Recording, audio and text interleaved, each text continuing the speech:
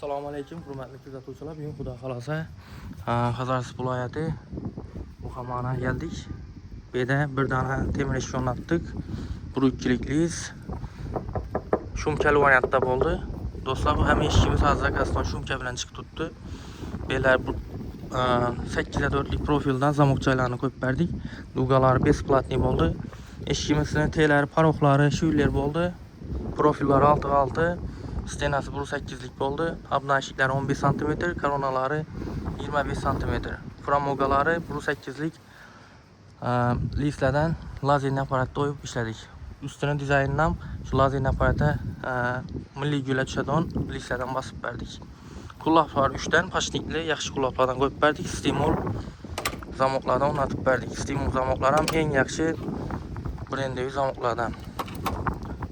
Nelerine yaradığımızda rezinkaları 2 kavat bo'ldi.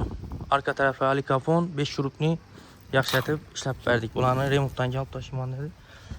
Do'stlar, penasi ham narsasini urib berdik. Arka taraflari 2 kat stekla paket bo'ldi Aquaniki'den. Görishingiz mumkin yana ochib beklanishini.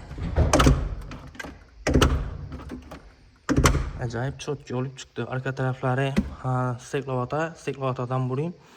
Bir so'lvoy avtomobilni shumka bosib beramiz.